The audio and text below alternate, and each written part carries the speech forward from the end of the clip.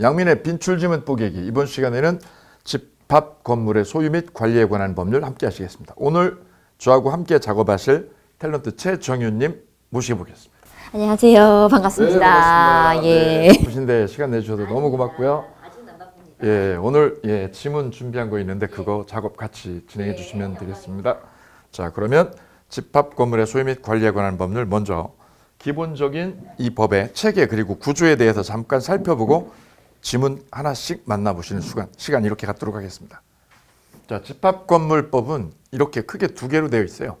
집합건물의 소유 부분 하나, 두 번째는 관리 부분 하나. 크게 두 개 측면으로 되어 있는데 먼저 소유 부분 살펴보도록 하겠습니다. 집합건물의 소유 부분은 여기 내가 살고 있는 아파트에 301호, 302호, 303호 등등을 우리는 구분 소유권이라고 그러죠. 예, 그리고 엘리베이터, 계단 등등을 우리는 공용 부분이라고 그래. 같이 쓰는 거죠. 이 구분 소유권은 내가 전적으로 소유해서 전유 부분이라고도 하고요. 엘리베이터, 계단 등등은 같이 사용하니까 공용 부분 이렇게 얘기를 해요. 그리고 아파트를 지으려면 밑에 대지가 있어야 되죠. 그 대지 지분을 우리는 뭐라고 표현하면 대지 사용권 이렇게 얘기를 해요. 그래서 집합 건물의 소유 측면에서는 세 가지 3요소만 잡으시면 돼요. 첫 번째 구분 소유권, 두 번째는 공용 부분, 세 번째는 대지 사용권. 이때 아주 중요한 원칙은 구분 소유권, 이 전유 부분을 처분할 이거하고 같이 처분되죠. 같이 처분해요. 내가 301호 40평을 내가 처분한다. 그러면 공용 부분 지분하고 대지 지분도 같이요. 같이 팔리죠. 이를 처분의 일체성이라고 그래요. 요거 기억하시면 되고요. 자, 그러면 지문 하나씩 만나보도록 하겠습니다. 부탁드리겠습니다. 구분 건물이 되기 위해서는 구분 소유의 객체가 될 수 있는 구조상 및 이용상의 독립성 이외에도 그 건물을 구분 소유권의 객체로 하려는 소유자의 구분 소유 의사가 객관적으로 표시된 구분 행위가 있어야 한다. 즉 구분 건물, 즉 아파트의 구분 소유권이 이게 성립하기 위해서 전제 조건은 두 가지예요. 두 가지. 구조상, 이용상 독립성이 있어야 된다는 거죠. 301호, 401호 각각의 칸막이가 돼서 따로 독립적인 공간 역할을 해야 되고, 두 번째는 구분 소유 의사. 내가 따로 소유하려는 의사. 두 가지가 있으면 된다는 거죠. 그래서 구분 소유권이 생기려면 법리적으로는 두 가지예요. 두 가지. 하나는 독립성. 구조상, 이용상 독립성. 칸막이 딱 쳐놨느냐. 두 번째는 구분 소유 의사. 두 가지가 있어야 된다는 거예요. 그래야 구분 소유권이 성립한다 이런 얘기죠. 여기서 기억할 부분, 우리 백화점 가면 1층에 주로 백화점 1층에 뭐가 판매를 하고 있죠? 주로 매장에? 화장품이죠. 근데 거기 보면 칸막이가 돼 있나요? 안 돼 있나요? 파티션으로 돼 있죠. 파티션으로 돼가지고 각각 매장에서 물건 판매하죠. 그게 구분 소유권일까요? 아닐까요? 라는 부분이죠. 이게 이거하고 직결돼 있어요. 그 칸막이가 되어 있는데 파티션으로 돼 있죠. 그게 물리적으로 움직여요? 안 움직여요? 움직이죠. 그럴 때는 구분 소유권이 아니에요. 그거는. 따라서 구분 소유권이 되려면 이렇게 견고하게 벽을 딱 쳐가지고 저쪽하고 내 방하고 따로 독립적으로 쓸 수 있어야 돼요. 그래야 구분 소유권이 되는 거지. 파티션 막아놓고 이렇게 밀쳐가지고 움직이는 거는 구분 소유권이 아니에요. 따라서 백화점에 있는 1층은 칸막이 여러 개 돼 있죠. 그리고 101호, 102호 이렇게 자기들끼리는 이름을 부를 거예요. 입점해서 월세 내기 위해서 101호, 102호, 103호 이렇게 이름을 붙여놨지만 그거는 구분 소유권이 아닌 거예요. 왜냐하면 이거죠. 독립성 역할을 못하기 때문에 그래요. 근데 제가 집사람하고 저 종로에 반지를 사러 간 적이 있거든요. 그랬더니 거기도 똑같이요. 1층이 쫙 이렇게 칸막이 돼 있더라고요. 근데 거기는 벽을 쳐놨어요. 벽을 쳐놓고 반지를 파는데 각각의 호실마다 벽을 쳐놓고 안 움직이게 돼 있어요. 그래서 제가 그게 딱 궁금한 거예요. 근데 위에 여기까지만 벽이 쫙 쳐 있고 위에는 오픈돼 있어요. 그래서 제가 그 주인한테 물어봤죠. 이거 분양받을 때 구분 소유권으로 등기를 쳤나요? 안 쳤나요? 그랬더니 그분이 질문하는 제 말을 듣고 딱 그러는 거죠. 자기는 등기 쳐가지고 분양을 받았다는 거예요. 그럼 그 안에 호실이 40개면 각각의 구분 소유권이 각 등기를 친 거죠. 그러면 구분 소유권이 돼요. 근데 그게 아니라 백화점처럼 그냥 파티션으로 막 막아놓은 거 있죠.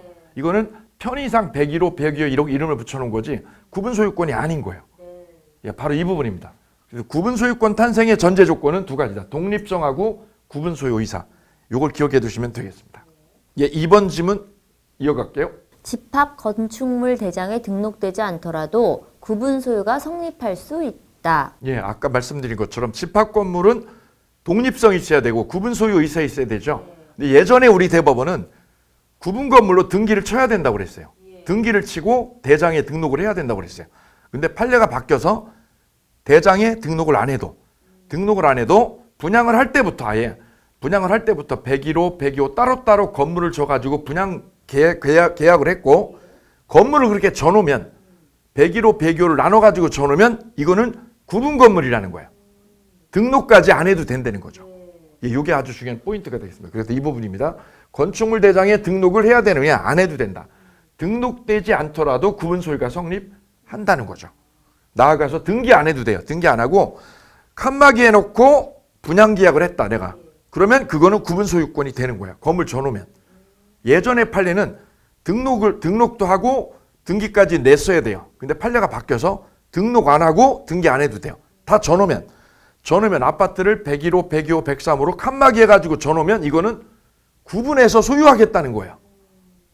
그러면 구분 소유권이 생기는 거지 따로 구분 건물로 등기까지 안 해도 된다는 사실입니다. 이어서 세 번째 질문 보시겠습니다.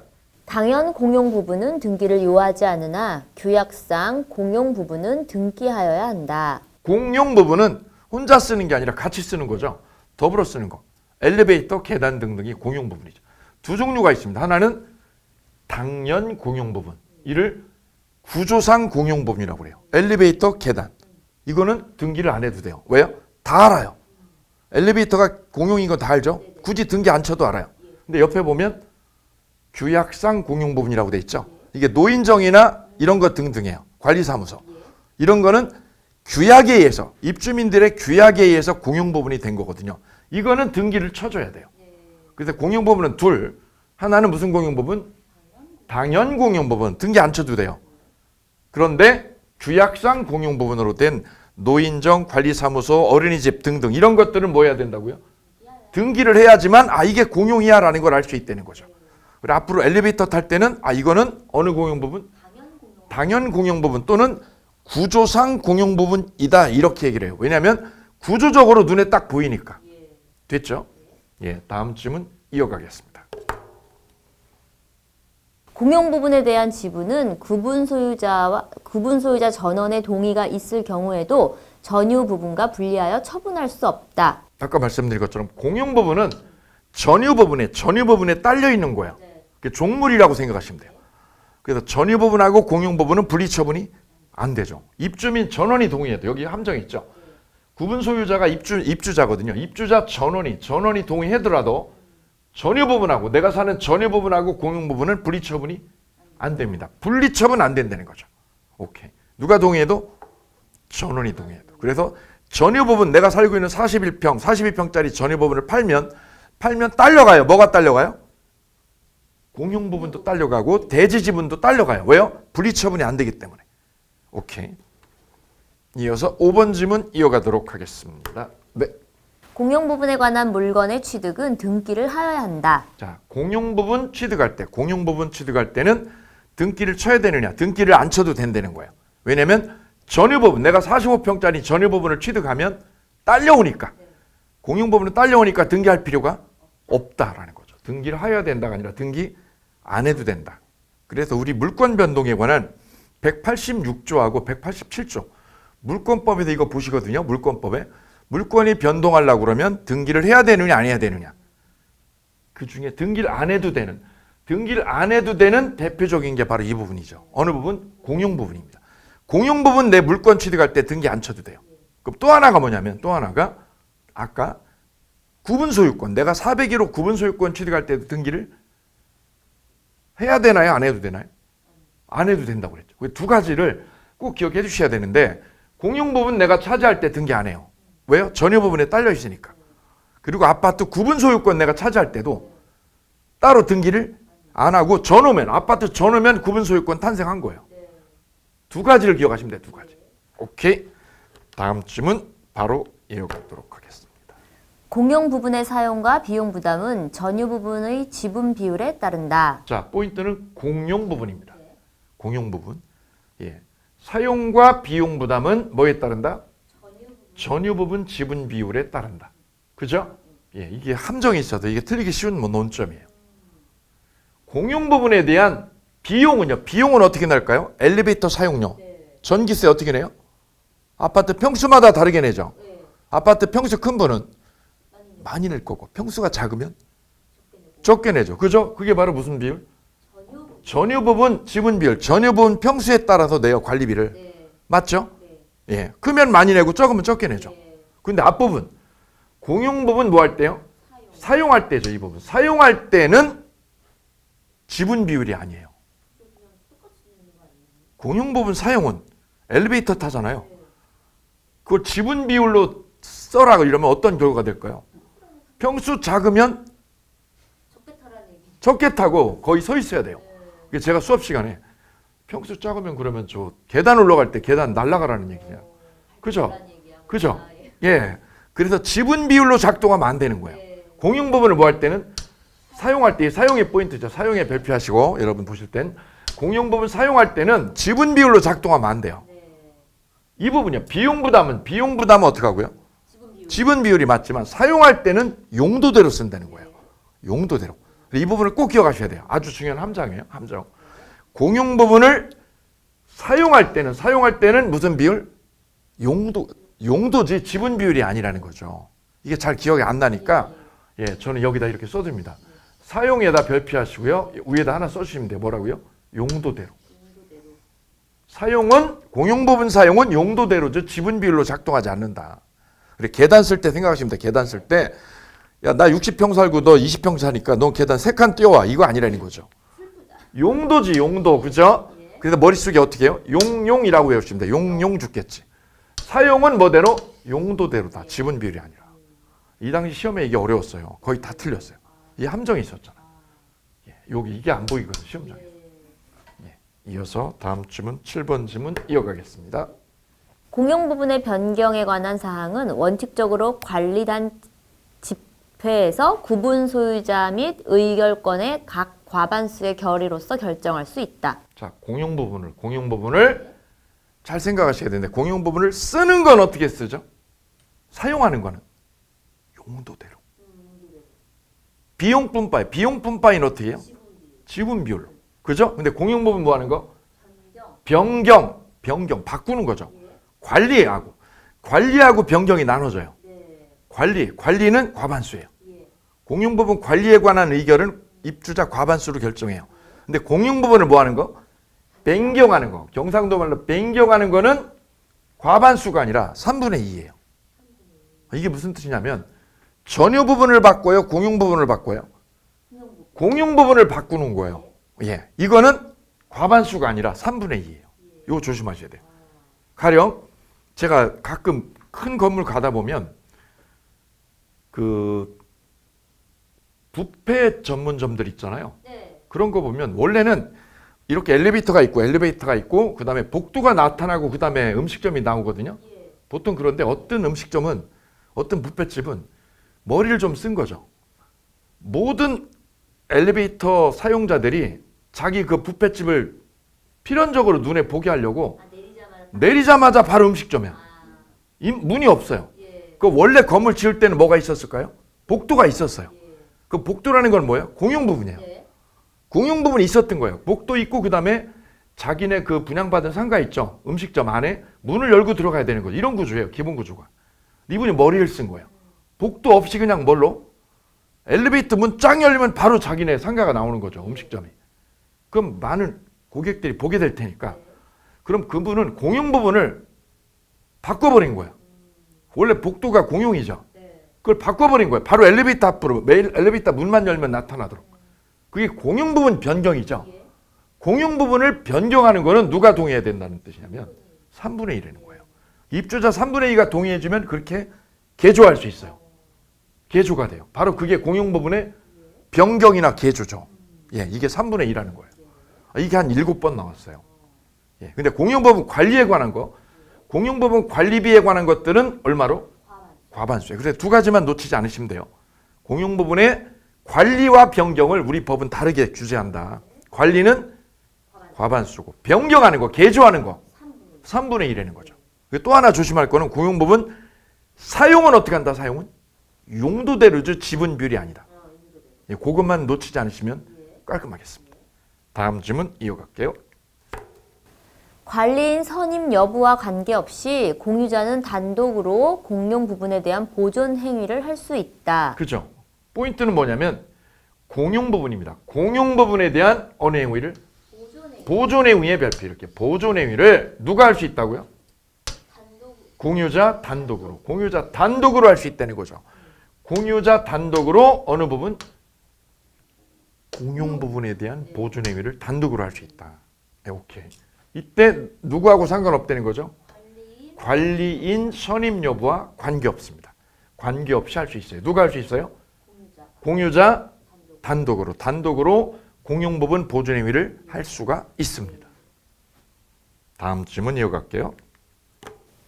관리비가 체납된 구분 소유 건물을 취득한 자는 공용 부분에 관한 체납 관리비뿐만 아니라 전유 부분에 관하여 체납된 관리비도 지급할 의무가 있다. 체납관리비가 연체된 상황에서 전 주인이 빠져나가면 새 주인이 들어오죠.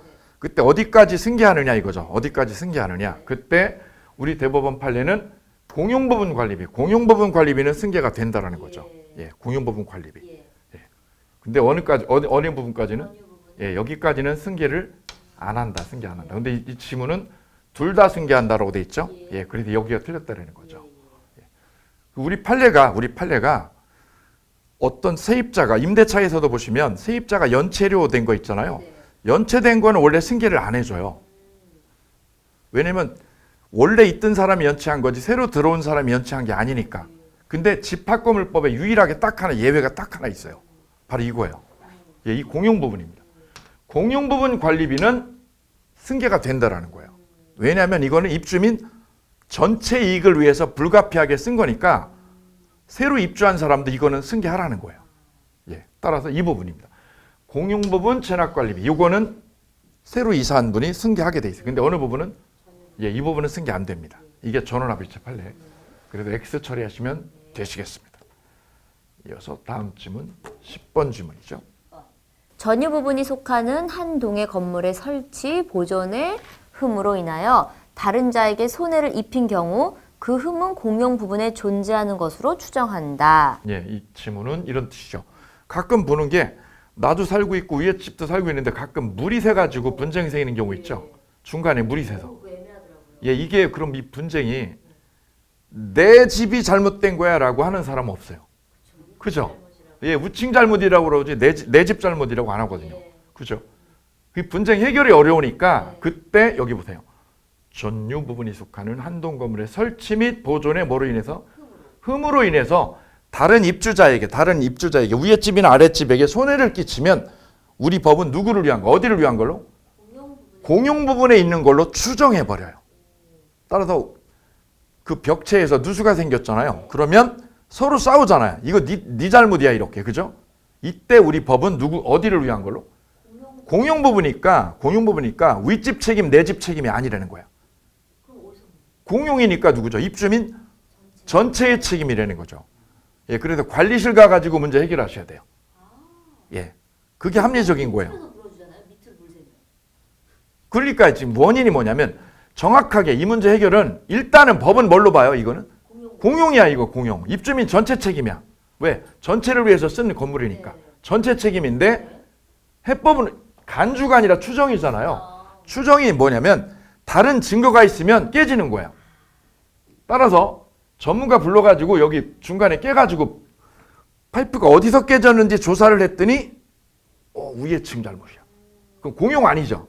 그 위에 층으로 책임이 전가가 되는 거예요. 아니면 거꾸로 아래층에도 잘못이야. 그럼 아래층 잘못이고. 근데 그게 밝혀지기 전에는 어느 걸로 추정한다는 거죠? 공용 부분인 걸로 추정한다는 거죠. 왜? 분쟁을 좀 막으려고. 예, 이런 취지예요. 아파트 어느 중간 층에 하자가 있으면 공용 부분에 있는 걸로 인정해 버립니다. 그거는 정말 알아두면 좋은 상식이에요. 예, 그 시험에 한 6번 나왔어요. 예, 이어갈게요. 대지 사용권은 구분 소유자가 전유 부분을 소유하기 위하여 건물의 대지에 대하여 가지는 권리를 말한다. 대지 사용권이라고 쓰고 우리는 대지 지분이라고 읽으시면 돼요. 대지 지분은 구분 소유자가 뭐를 소유하기 위해서? 전유 부분. 내가 소유하는 전유 부분을 소유하기 위해서 뭐에 대해서?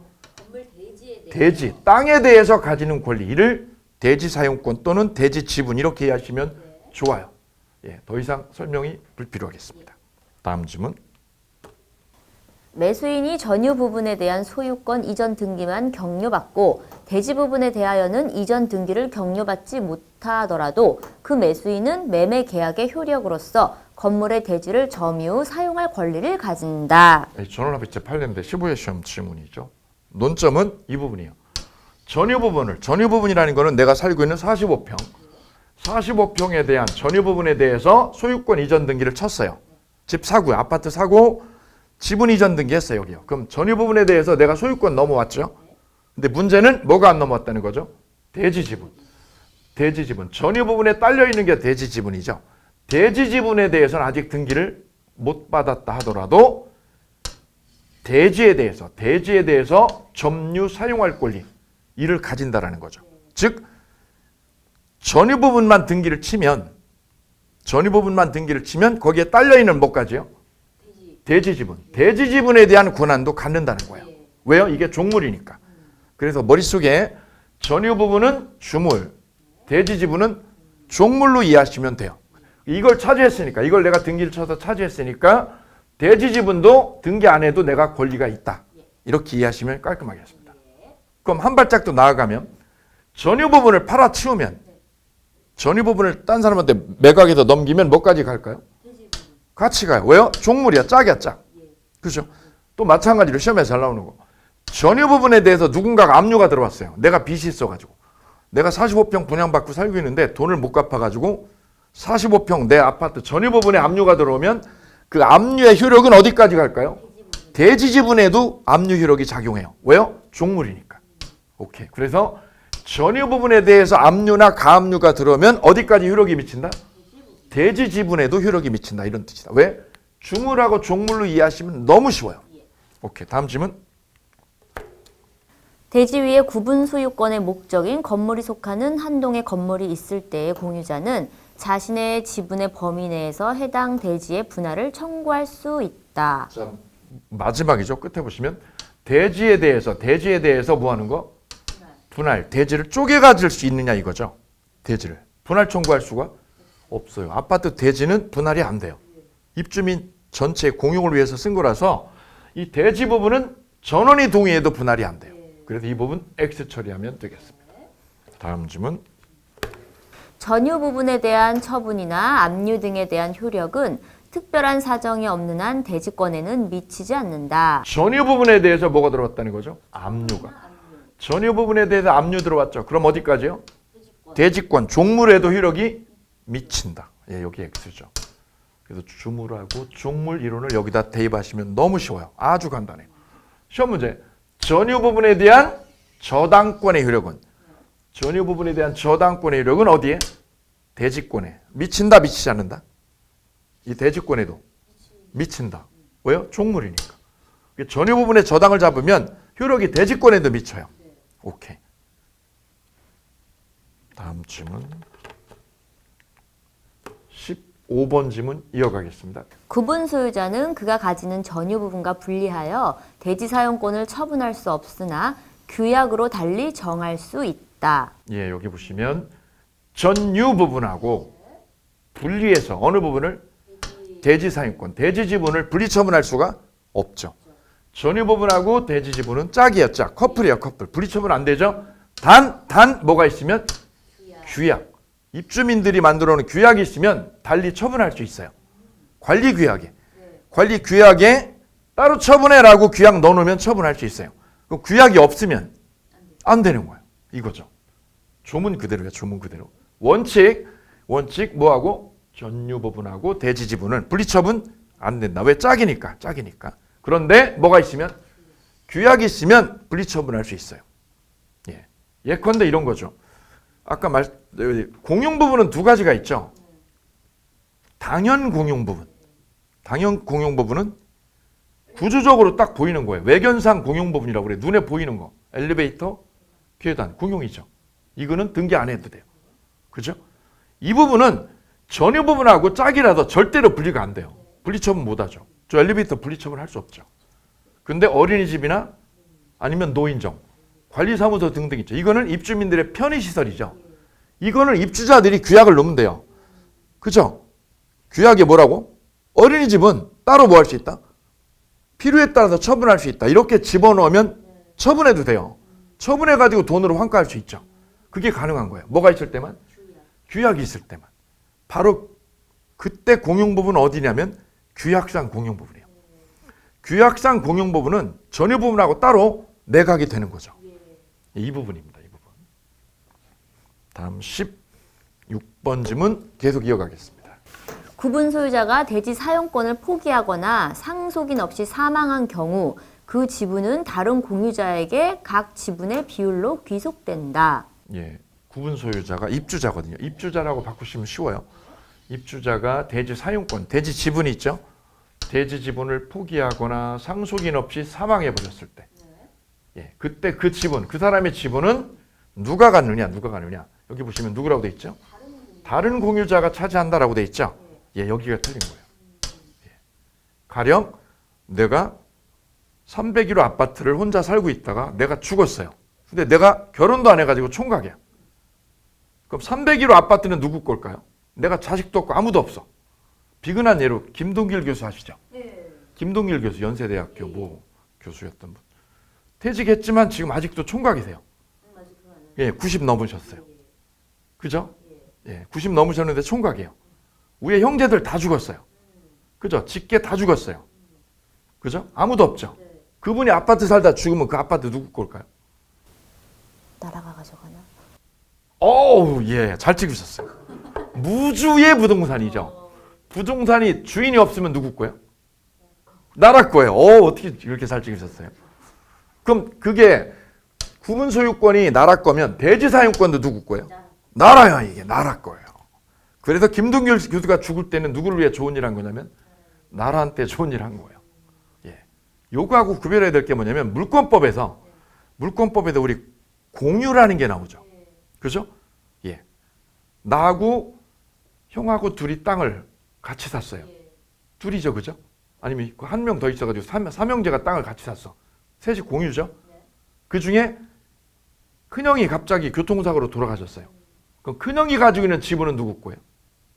나머지 형제 거죠. 나머지 형제 얘기로 지분이 넘어오거든요. 물권법에서는. 근데 집합건물에서는 그게 아니에요. 아, 이게 달라요. 집합건물에서는 다른 공유자가 먹는 게 아니라 누가 먹어요? 나라에서. 아, 요거 기억 구별해 주셔야 돼요. 그래서 여기다 적어 주실 거 여러분 노트에다가 예, 집합건물에서는 누구 거? 공유자가 죽으면 대지 지분이 누구 거? 나라 거, 나라님 거. 물권법에서 공유자가 죽으면 누구 거? 다른 공유자. 아, 요 점에서 구별이 된다는 거죠. 아, 이 부분이 그래 한 5번 나왔어요, 시험에. 예, 물권법하고 헷갈릴 수 있거든요. 그래서 타켓이 됐던 거예요. 자, 다음 질문 보시겠습니다. 관리단은 구분 소유 관계가 성립하는 건물이 있는 경우에 특별한 조직 행위가 없어도 당연히 성립하는 단체이다. 관리단이라는 거죠. 관리단 할 때 이 단이 뭐죠? 단체요. 그죠? 예, 입주자들로 구성된 단체. 입주자들로 구성된 단체를 뭐라고 표현해요? 관리단이라고 그래요. 관리단. 이 관리단은 뭐가 성립하면? 구분 소유 관계가 성립하는 건물, 아파트나 주상복합 건물이 지어지면 뭐가 없어도 되냐면 조직 행위가 없어도 당연히 성립해요. 여기서 조직 행위라는 뜻은 무슨 뜻으로 바꾸면 되냐면 총회 안 해도 임시총회 안 해도 당연히 성립하는 거야. 그래서 가령 저 제주도에 호텔을 하나 이렇게 졌죠. 그거 소유권이 하나예요, 여러 개요? 여러 개죠. 호실별로 따로따로죠. 분양하거든요. 그죠? 그때 구분 소유가 성립했죠. 그러면 별도의 뭐가 없어도 되느냐? 조직행위. 임시총회 없어도 관리단이 만들어지는 거야. 그 관리단의 구성원은 그럼 누굴까요? 호텔을 뭐 한 사람? 분양받은 분. 분양반들이 관리단의 구성원이 되는 거야. 그래, 그분들이 모여가지고 집회를 하죠. 총회를 하죠, 총회. 그래서 만드는 게 관리 규약이에요. 이 우리 규약대로 여기 운영하자 이거죠. 그래서 만들어진 게 관리 규약이고 그 관리 규약에 대해서 우리 집합건물법은 집합건물의 공용 부분에 대한 관리요. 공용 부분에 대한 관리는 입주자 얼마면 되죠? 아까 과반수. 공용법은 개조하는 거는 3분의 2. 아, 그렇게 집합건물법이 규제를 하고 있는 거예요. 왜? 이 분쟁이 종종 있으니까. 큰 아파트 분양받거나 큰 호텔 분양받아가지고 이런 분쟁이 있거든요. 그 부분에 대해서 집합건물법 이렇게 얘기하는 거죠. 그때 그 관리단은 입주자들 전원으로 구성이 되는데 뭐가 없어도 된다는 거죠. 조직행위가 없어도 당연 성립한다고 해요. 당연 성립에 별표하시면 돼요. 당연히 성립하는 거야. 아파트가 지어지면, 호텔이 지어지면 관리단은 당연히 만들어지는 거야. 오케이. 뭐가 없어도, 총이 없어도, 총이 한 번도 안 해도 만들어지는 거야. 분양이 안 돼가지고 미분양되는 거 있죠? 그래도 관리단은 있는 거예요. 예, 오케이. 다음 질문 달려가 보도록 하겠습니다. 다음 질문 19번 질문 연결할게요. 관리인은 구분 소유자일 필요가 없으며 그 임기는 2년의 범위에서 규약으로 정한다. 여기서 포인트는 관리인입니다. 관리인은 구분 소유자일 필요가 없어요. 여기가 포인트. 예, 구분 소유자 아니어도 돼요. 임차인도 돼요. 임차인도 관리인 될 수 있어요. 예.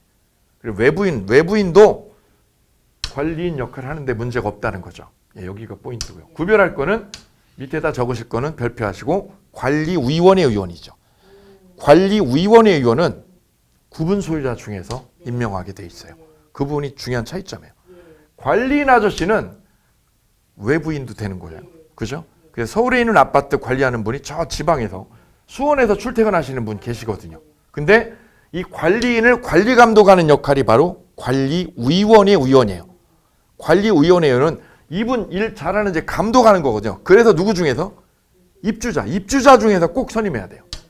요 점이 중요한 차이점. 요게 타켓이었어요. 그래서 관리인은 뭐가 아니어도 돼요?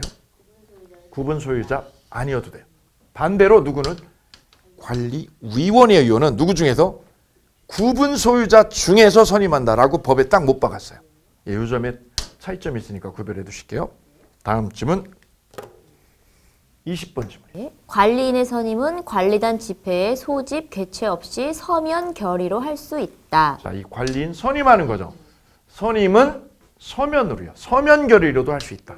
여기서 서면 결의에 별표하실게요. 서면 결의는 입주자 5분의 4요. 구분 소유자 5분의 4면 관리인을 선임할 수 있다는 거죠. 뭐만으로도 서면으로. 저 얼마 전에 서면으로 투표했어요. 그죠? 서면으로 투표되죠? 네. 그죠? 거기 참석하고요, 안 하고요? 안 하고 서면으로 이게 돼요. 위임해가지고 이렇게. 이게 카톡으로도 되죠. 카톡 방법도 돼요. 요즘 예, 법이 이게 그게 있어요. 전자적 방법에 의한 투표를 우리 집합건물법이 받아들여줬어요. 예, 이게 전자적인 시스템이 발전하다 보니까 그래서 서면 결의로도 관리인 아저씨 얼마든지 임명 가능해요. 예전에 이게 안 됐잖아요. 안 되니까 어떻게 한 거죠? 가서 총회해야 되는 거야. 그죠? 재건축도 마찬가지죠. 재건축도 예전에는 출석을 해야 돼요. 출석 안 되면 재건축 결의가 꽝이 안 되는 거죠. 예, 그래서 재건축을 밀어붙이고자 하는 집행부 측에서 그분을 업어가지고 와야 되는 거예요. 그죠? 오늘 출근하지 말고 휴가 좀 내줘. 그리고 뭐 해줘? 와서 투표해달라고. 근데 이게 지금 가능해졌죠. 이 시스템적으로. 이 부분이 나름 의미가 있는 부분입니다. 그래서 관리인 아저씨 선임은 서면 결의로 가능한데 이때 뭐가 안 해도 돼요? 집회 개최 없이. 이 말은 뭐죠? 총회하고요, 총회 없이요? 총회 생략하고 된다라는 문맥입니다. 오케이. 다음 질문 보도록 하겠습니다. 21번 질문입니다. 관리인의 부정한 행위, 기타 그 직무를 수행하기에 부적합한 사정이 있을 때에는 각 구분 소유자는 그 해임을 법원에 청구할 수 있다. 예, 관리인 아저씨가 부정행위를 냈어요. 예. 그럼 그분을 뭐 해달라고 할 수 있냐면 법원에 해임 청구할 수 있어요. 잘라달라고. 누가요? 각 구분 소유자. 여기에 동그라미 하시면 돼요. 각 구분 소유. 입주자 개인이 할 수 있어요. 입주자 개인이. 그래서 영화배우 그 누구죠? 김부선 씨? 김부선 씨. 그분이 이제 관리비 가지고 많이 유명해졌잖아요. 예. 나는 관리비를 한 달에 50만 원 내는 것 같은데 나는 냉방에서 자고. 그죠? 옆집 아저씨하고 그 통반장 아줌마는 따뜻한 데서 잔다는 거죠. 그죠? 그 느낌에 뭐냐면 느낌에 이거 나는 관리비 많이 내는 것 같아. 그죠? 많이 내는 것 같고 옆집은 관리비를 덜 내는 것 같아. 그죠? 그런 거에 대해서 내가 의문을 품으면 법적으로 예, 확인 점검할 수 있죠. 거기에 부정행위가 있다면 관리인 아저씨에 뭐가 있다면 부정행위가 있다면 뭐 할 수 있죠? 입주자 개인이요. 각 구분 소유자의 동그라미요. 이분께서 뭐 할 수 있어요? 해임 청구할 수 있어요. 법원에. 예, 많이 발전이 돼 있죠. 예. 다음 지문 이어가도록 하겠습니다. 다음 지문 22번 지문입니다. 규약의 설정, 변경 및 폐지는 관리단 집회에서 구분 소유자 및 의결권의 각 3분의 2 이상의 찬성을 얻어야 행한다. 입주자들이 만든 관리 규약 있죠. 그 규약은 설정할 때도 마찬가지, 폐지할 때도 마찬가지. 3분의 2가 아니라 4분의 3이죠. 4분의 3 기억하셔야 돼요. 4분의 3. 규약을 뭐 할 때? 설정. 규약 설정할 때 4분의 3. 3분의 2는 딱 하나인데 공용 부분 변경이에요. 공용 부분을 개조할 때만 3분의 2예요. 그거 하나만 써두시고 잊어버리셔도 돼요. 마지막 마무리 시험 보기 직전에 한 번 더 보시면 기억날 거예요. 그래서 규약 설정은 4분의 3, 4분의 3. 재건축은 5분의 4. 그거 써두셔야 되는데 숫자인데 이게. 민법에서 숫자가 그나마 강조되는 데가 여기예요. 예, 여기 숫자를 강조해요. 왜냐면 여러 사람이 입주자들이 의결을 해가지고 그거에 의해서 누군가를 규제를 하는 거거든요. 그래서 숫자가 중요한데 위에서부터 제일 많은 것부터 하면 5분의 4 있어. 5분의 4. 5분의 4가 두 개죠. 재건축하고 서면결의. 써볼게요. 5분의 4는 재건축하고 서면결의. 4분의 3은 이거죠. 4분의 3이죠. 4분의 3은 규약 설정. 그 다음 3분의 2가 공용 부분 변경입니다. 공용 부분 변경. 오케이. 나머지는 다 과반수예요. 그럼 간단하죠. 이게 절대 놓치지 않아야 될 거는 5분의 4가 두 개. 그죠? 재건축하고 서면결의. 재건축하고 서면결의만 5분의 4. 그건 놓치시면 안 돼요. 이래서 정족수, 특별 정족수에 관한 거 간단하게 보셨고요. 이어서 다음 지문 살펴보겠습니다. 다음 지문 23번. 입주자 대표회의가 공동주택의 구분 소유자를 대리하여 공용 부분 등의 구분 소유권에 기초한 방해 배제 청구권을 행사할 수 있다고 규정한 공동주택 관리 규약은 유효하다. 자, 여기 보시면 포인트는 공동주택 관리 규약이 유효냐 무효냐인데 문제는 입주자 대표회의가 입대의라고 그러죠. 입대의가 구분 소유자 입주자를 어떻게 해서 대리해서 뭐 해달라고? 공용 부분이죠. 여기서 공용 부분이 포인트가 되는 거죠. 공용 부분에 기초한 방해 배제 청구죠. 공용 부분에 기초한 방해 배제 청구를 누가 할 수 있느냐고. 법적으로는 누가 하는 거냐면 공용 부분은 누구 거죠, 이거? 입주자 개인 거죠. 그죠? 그 동이 있으면 그 동에 입주자들이 여기 30명 있으면 그분들이 각자 뭐 하는 거죠? 공용 부분을 가지는 거죠. 그죠? 근데 공용 부분을 누군가가 침범했어요. 방해를 했어. 그럼 그 부분을 내쫓는 거는요. 공용 부분을 내쫓는 거는 누가 하는 거죠? 입주자 대표회의가 하는 걸까요? 아니면 입주자 개인이 하는 걸까요? 대표회의는 자격이 없어요. 왜냐하면 공용 부분의 주인이 누구죠? 입주자 개인이거든요. 그죠? 그래서 공용 부분에 대한 여기 뭐죠? 방해 배제 청구. 공용 부분에 기초한 방해 배제 청구는 물권적 청구권이에요, 이게요. 그죠? 그럼 공용 부분의 주인이 누구냐를 찾아내면 되죠. 공용 부분에 대한 주인은 누구? 입주자, 개인이죠. 개인이 하는 거죠. 이 권한은 공용 부분 등 소유권에 기초한 방해 배제 청구권은 누가 하느냐? 권한 행사를 입주자 대표의 단체가 하는 게 아니라 누가 하는 거냐? 개인이 한다는 거죠. 근데 어느 단지의 관리 규약에 입주자 대표회의가 이 방해 배제 청구할 수 있다고 규약을 넣었다는 거죠. 그게 법적으로 유효가 아니라 무효라는 거예요. 그래서 앞으로 머릿속에 공용 부분이죠. 공용 부분에 대한 권한은 누구만? 입주자, 개인이지 단체가 할 권한 행사를 못 한다는 거예요. 단체가 못 한다. 누구만 할 수 있다? 입주자, 개인. 그 최근에 아주 재미있는 판례가 하나 나왔죠. 관련 지어서. 이거하고 좀 비슷하지만 나중에 설명을 드릴 텐데요. 여기에는 안 담겨 있어요. 예. 어떤 아저씨 한 분이 아파트 옥상에다가 고추하고 농작물을 심었어요. 맨 위에. 예. 근데 그분이 그걸 너무 잘 키우는 거야. 잘만 키우면 되는데 위에서 그 작물을 키우다가 그 공간이 넓어요, 생각보다. 올라가 보셨어요? 옥상 굉장히 넓어요. 큰 아파트는 엄청 넓거든요. 거기에다가 고추 심고 작물, 상추, 배추 다 심은 거예요. 거기다 이렇게요. 박스를 짜가지고. 문제는 거기에 물을 주니까 누수가 생긴 거야. 누수가 생기니까 맨 위에 층 아저씨가 열받을 거 아니에요. 둘이 싸움이 됐어요. 그 위에 옥상이 누구 거냐 이거. 왜 옥상이 입주민 전체 건데 너 혼자 쓰냐 이거죠. 왜 분쟁이 붙었어요. 왜 입주민의 공용으로 써야 되는 부분을 너 혼자 거기다가 개인 것처럼 사용하는 게 이렇게요. 그때 그분이 공용 부분을 쓰고 있나요? 자기 실내 내부를 쓰나요? 공용 부분을 독점해서 농사를 짓는 거죠. 그분을 방해배제 청구하려면 그거 방해하지 마라. 내 권리 방해하지 마라라고 청구하려면 누가 해야 될까요? 입주자 대표위가 할까요? 아니면 개인이 할까요? 이거죠. 이거. 공용 부분에 기초한 방해배제 청구권은 누가 하는 거죠? 입주자 대표위가 아니에요. 입대위가 아니에요. 구분 소유자 개인이 하는 거예요. 개인이 하는 거 개인이. 개인이 그래서 그거 철거하라고 그랬어요. 오케이. 최근에 아주 재미있는 판례가 있었습니다. 나중에 이 부분에 대해서 조금 더 설명을 드리도록 하겠습니다. 어쨌거나 입주자 대표위라는 단체는 방해배제 청구할 권한이 없다라는 거죠. 왜? 이거는 개인 거니까. 그래서 입주자 대표위가 방해배제 청구할 수 있다라고 규약을 넣어놔도 그 규약은 유효가 아니라 무효라는 사실. 다음 질문 가볼까요? 관리인은 매년 회계연도 종료 후 3개월 이내에 정기관리단 집회를 소집하여야 한다. 네, 법조문에 있는 그대로고요. 다음 질문입니다. 25번 질문. 관리인의 대표권 제한은 선의의 제3자에게 대항할 수 없다. 관리인 아저씨의 대표권을 법적으로 제한할 수 있는데 그 제한은 누구한테? 선의 3자에게. 선의 3자에게는 대항을 못하도록 법에도 묶어놨어요. 큰 의미는 없습니다.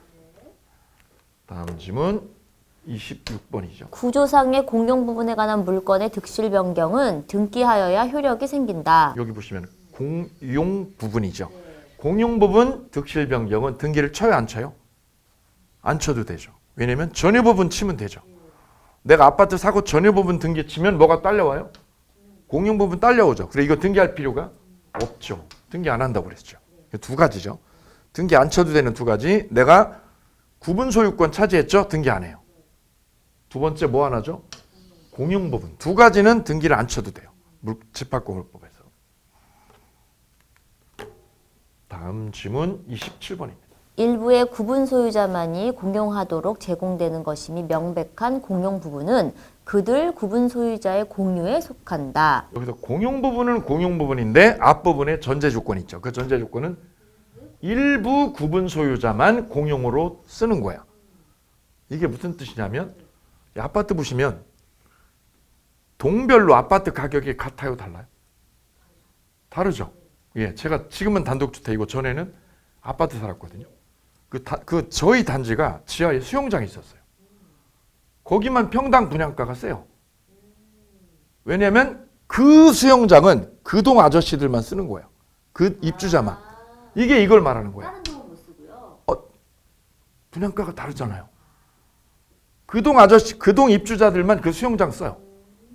그죠? 안 그러면 옆동 다 들어오면 여기 수영장, 동네 목욕탕 되죠. 못 들어오게 막으려니까 그 수영장은 공용이에요. 누구만의 공용? 그들만의 공용이에요. 그를 뭐라고 그러죠? 일부 공용 부분이라고 그래요. 일부 공용 부분. 오케이. 수영장, 지하에 있는 수영장 전원이 아니라 누구 공용? 일부 공용 부분이에요. 오케이. 이해되시죠? 예. 그래서 그 옆에 만약에 거기에 스크린 골프 연습장이 있다. 그러면 그것도 그들만의 일부 공용이 될 수 있는 거죠. 그죠? 찜질방도 마찬가지. 그래서 평당 분양가가 동별로 달라요. 이게 그거죠. 바로 일부 공용 부분을 이 법은 인정하고 있어요. 오케이. 이렇게 해서 집합건물법 빈출지문 뽀개기를 마쳤습니다. 최종현님 감사합니다. 감사합니다.